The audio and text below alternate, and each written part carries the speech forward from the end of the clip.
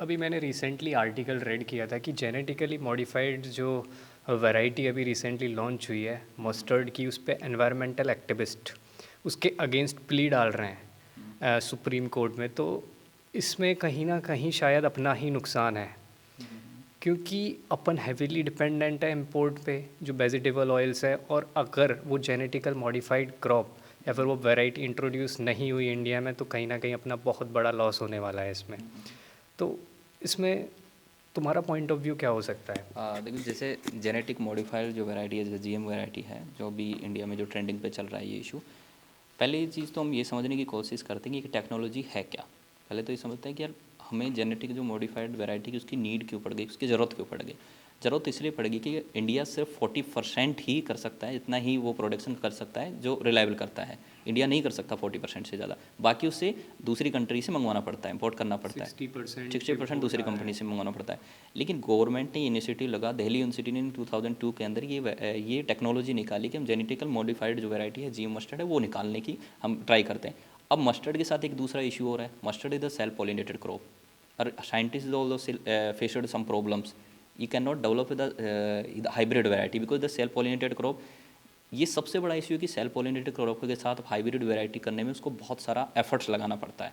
अब आपने कहा कि जेनेटिक मॉडिफायर के लिए जो पेटिशंस लगाई जा रही हैं, ये है मतलब इंडिया में ये चलेगा और शायद यू कैन से कि आगे तक भी चलेगा, क्योंकि यहाँ पे जो ट्रेडिशनल चीज़ें जिस तरीके से चलती हैं, जो पुरानी चीज़ें जिस तरीके से चलती आ रही है, वो इन्फ्लुएंस करती हैं हमारी फार्मिंग सिस्टम को, ऑलवेज इन्फ्लुएंस करती हैं। इसका ये एड ऑन कर सकते हैं अपन कि अपन फ्यूचर में चेंज हो जाए, लेकिन करंटली ये सिनेरियो अगर एकदम से चेंज हो जाए वो पॉसिबल नहीं है मेरे हिसाब से।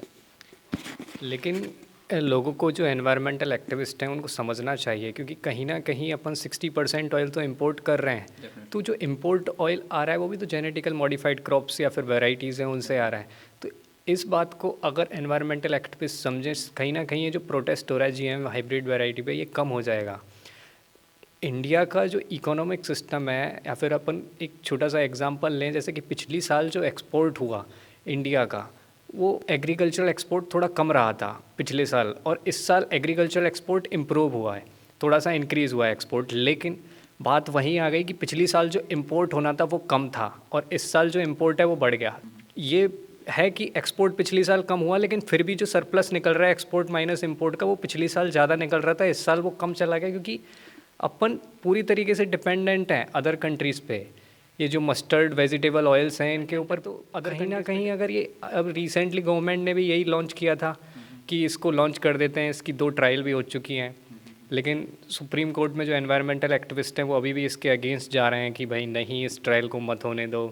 2 ट्रायल हो चुकी है, अभी इंस्टेंट हाइब्रिड ट्रायल हो गई है, एडवांस हाइब्रिड ट्रायल। अगर इसमें रिसेंटली अपन ने आर्टिकल भी रीड किया था, अगर इसके रिजल्ट्स अच्छे आएंगे तो इसको शायद लॉन्च कर दें। हाँ, ये हो सकता है। जैसे कि मैं एक बात कंक्लूड करना चाहता हूँ। यू कैन नॉट से कि government is always wrong. Government कभी भी ऐसा नहीं चाहती है, कोई भी गवर्नमेंट हो, बीजेपी हो, कांग्रेस हो, कोई भी गवर्नमेंट हो, वो कभी भी ऐसा नहीं चाहती कि उसका डायरेक्ट इम्पैक्ट जो एक मास लेवल जो पॉपुलेशन है उस पर गलत पड़े। Government always want to make some good initiative for farmer, always, हमेशा वो चाहती है कि फार्मर्स के लिए कुछ अच्छा हो, इसलिए वो इसका इनिशिएटिव। अब ये देखा है 1986 से पहले जो ऑयल सीड मिशन लॉन्च किया वो इतना सक्सेसफुल नहीं जा पाया, क्योंकि वही वैरायटियों की जो इशू है, वही जेनेटिकल मॉडिफाइड जो वैरायटियाँ हैं उस टाइम पे अवेलेबल नहीं थी और आज भी अवेलेबल नहीं, हम आज भी वहाँ तक नहीं पहुँच पाए। लेकिन अभी गवर्नमेंट ने आई थिंक 1 मंथ पहले मैंने एक आर्टिकल रीड किया था कि गवर्नमेंट पुनः ऑयल सीड मतलब 2.0 ऑयल सीड मिशन है वो लॉन्च कर रही है, ताकि हम ऑयल पे ज़्यादा डिपेंडेंट ना रहें आउट ऑफ कंट्री पे। ये एक मेजर फोकस है ऑयल सीड का। और हम ऐसे नहीं कह सकते कि मस्टर्ड पे ही ध्यान दे दें। ऑयल सीड में जब आ जाता है, एडेबल ऑयल में जो आ जाता है, तो उसमें सोया चंक्स आ जाती है, मस्टर्ड आ जाती है, और भी जो ऑयल सीड जो हम एडेबल जो खाते हैं वो सारे ऑयल सीड उसके अंदर इंक्लूड हो जाते हैं। जैसे गवर्नमेंट का हम उस तरीके से नहीं देख सकते, जैसे हम एक सरप्लस का सिनारियो देखें तो। बिल्कुल, मैं आपकी बात से बिल्कुल एग्री कर रहा हूँ, क्योंकि इसमें बहुत सारे जो एडिएबल ऑयल हैं या फिर वेजिटेबल ऑयल्स हैं वो सारे के सारे इंक्लूड हो जाते हैं। अपन एग्जांपल ले सकते हैं आउट ऑफ कंट्री का। Like as out of country is cultivating almost 70 million hectare land of GM hybrid varieties. वो 70 मिलियन, जैसे यूएस है वो 70 मिलियन हेक्टेयर लैंड पे अपनी हाइब्रिड वेराइटीज़ को ग्रो कर रहे हैं। लेकिन इंडिया में, और वो भी अलग अलग क्रॉप्स के ऊपर, ये नहीं कि वो सिर्फ एक ही क्रॉप के ऊपर डिपेंडेंट है, जैसे कि मेज हो गया, जेनेटिकल, लेकिन हम इंडिया वाले क्या हैं अभी वही बीटी कॉटन के ऊपर अटके हुए हैं। सिर्फ 11 मिलियन हेक्टेयर लैंड है जो कि कल्टीवेट हो रही है इंडिया में जेनेटिकल मॉडिफाइड, लेकिन उसका भी कहीं ना कहीं बहुत इम्पैक्ट हुआ है। जैसे कि अपन पिछले जो 2002 में रिलीज़ हुई थी शायद बीटी कॉटन एग्जैक्टली 2002 के 2004 के बीच में हुई थी, 2000, हाँ 2002 के समथिंग रिलीज़ हुई, तो उसके बाद जो यील्ड इंक्रीज़ हुई है बीटी कॉटन की वो कहीं ना कहीं बहुत ज़्यादा इम्प्रूव हुई है। और अब प्रेजेंट सिनेरियो की बात करें तो 92% फार्मर्स टोटली डिपेंडेंट है बीटी कॉटन की वैरायटी के ऊपर। और जो अपना यील्ड इंक्रीज़ हुआ है तो सेम ऐसे ही अगर जीन रेवोल्यूशन हो गया है एक तरीके से, ऐसे मस्टर्ड का भी जीन रेवोल्यूशन आ सकता है इंडिया के अंदर अगर ये वैरायटी लॉन्च होती है। लेकिन ऐसा देखो, मस्टर्ड का जीन रिवोल्यूशन आ जाए इस इंडिया में, ऐसा अपन एज्यूम नहीं कर सकते, क्योंकि पहला ट्रायल हो चुका है, दूसरा ट्रायल अब इंस्टेंट ट्रायल हो चुका है, एडवांस लेवल ट्रायल अभी बचा हुआ है। अपन कैसे कह सकते हैं कि how to you can say कि the other country and the Indian country the both are climate is same, you can not say. ये जो पूरा रिसर्च हो जाएगा उसके बाद में हमें पता लगेगा कि हम वहाँ तक पहुँच गए और अब हमें उस तरीके की बातें करनी है और उस तरीके से हम प्रोडक्शन ले पा रहे हैं, तो हम कह नहीं सकते उस चीज़ को। लेकिन अपन ये कह सकते हैं कि अदर जो कंट्री हैं वो ऑलवेज टेक्नोलॉजी में हाई है। जैसे कि लास्ट टाइम मैं आई थिंक 1 और 2 डेज पहले एक आर्टिकल में पढ़ रहा था, एक आर्टिकल में लिखा हुआ था कि अगर हम बेटी कॉटन की बात लें या जो उस तरीके के जो वैरायटी है जिसमें जैसे मैंने बताया था इसका मिल्क प्रोडक्शन का इंडिया है सबसे ज़्यादा प्रोडक्शन करता है, ये सबको पता है, मिल्क प्रोडक्शन सबसे ज़्यादा करता है। But as a same time अगर पर कैटल या पर बफलो अगर हम लिया जाए तो इंडिया वहाँ पे आता भी नहीं है, इंडिया उसमें काफ़ी पीछे रैंक चला जाता है। क्योंकि जो आउट ऑफ कंट्री जो वैरायटी है, जो हाइब्रिड वैरायटी है, एड साथ में टेक्नोलॉजी जो यूज़ करते हैं वो बहुत ही एडवांस लेवल करते हैं, वो वहाँ तक पहुँचे हैं। अब इंडिया तब तक वहाँ पहुँचेगा तब तक उसके समय लगेगा। अब ये जो ट्रेडिशनल जो चीज़ें हैं ना, इनमें समय लगेगा और ये कन्वर्ट करना ही पड़ेगा, क्योंकि अगर नहीं किए तो फिर वो चीज़ें हैं जो हम सर्वाइवल जैसे कर पा रहे हैं उसी तरीके से चल पाएगा जैसे पॉपुलेशन हमारी चलती है। लेकिन एक क्वेश्चन जो मेरे दिमाग में भी कहीं ना कहीं चलता है, जैसे कि अगर अपन हाइब्रिड वैरायटीज़ लॉन्च कर देंगे, सॉरी हाइब्रिड नहीं, जेनेटिकल मॉडिफाइड वैरायटीज़ लॉन्च कर देंगे, तो इससे जो पेस्ट रेसिस्टेंट या फिर पेस्ट और डिजीज़ रेसिस्टेंट है, ये कहीं ना कहीं इस पे कहीं ना कहीं इम्पैक्ट पड़ेगा। जो डिज़ीज़ है जो आज कम हो रही है अपने क्रॉप्स में वो बढ़ जाएगी, जो पेस्ट का जो इन्फेस्टेशन है वो भी इंक्रीज़ हो जाएगा।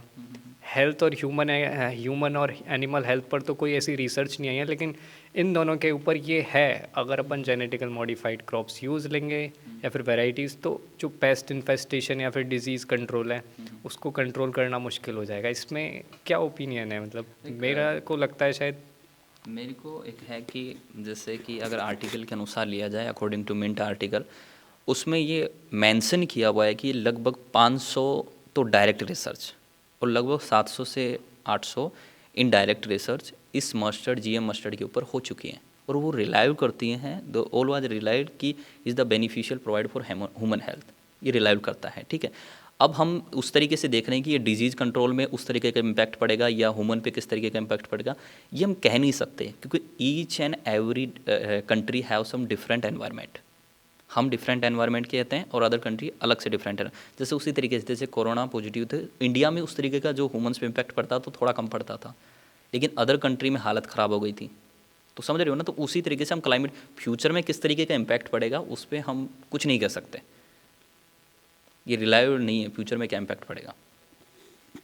आई थिंक दिस इज शायद ये डिस्कशन हमें यहीं ख़त्म करना होगा। और मेरे हाँ यू कंटिन्यू सॉरी और आपके माइंड में अगर कोई डाउट हो इस टॉपिक से रिलेटेड तो आप कमेंट सेक्शन में ज़रूर डालें, हम उस डाउट का भी आंसर जल्दी से जल्दी देने की कोशिश करेंगे। और अगर आपके दिमाग में ना कोई भी ऐसा आइडिया आ रहा हो कि यार तुम लोग ना कुछ ऐसा कर सकते हो जिसमें हम कुछ बेहतरीन सीख सकते हैं, या कुछ ऐसी एक्टिविटी हम स्टार्ट करें, क्योंकि we are MBA student, then is my responsibility in we are also our responsibility. अगर तुम जो भी चाहते हो कि यार ऐसी कुछ एक्टिविटी हो जिससे हमें कुछ लर्निंग मिले, हमें कुछ बड़ा कुछ अच्छा सीखने को मिले, तो हम उसे ज़रूर स्टार्ट करने की कोशिश करेंगे। अभी और लोगों को भी हम इनवाइट करने की कोशिश कर रहे हैं इस कन्वर्जेशन में, और डेफिनेटली जो आफ्टर इन द फ्यूचर में we will take definitely some make good, ये काफ़ी हेल्दी और फ्रूटफुल डिस्कशन निकल के आएगा फ्यूचर में भी। डेफिनेटली। सो थैंक यू, मिलते हैं अगली वीडियो में।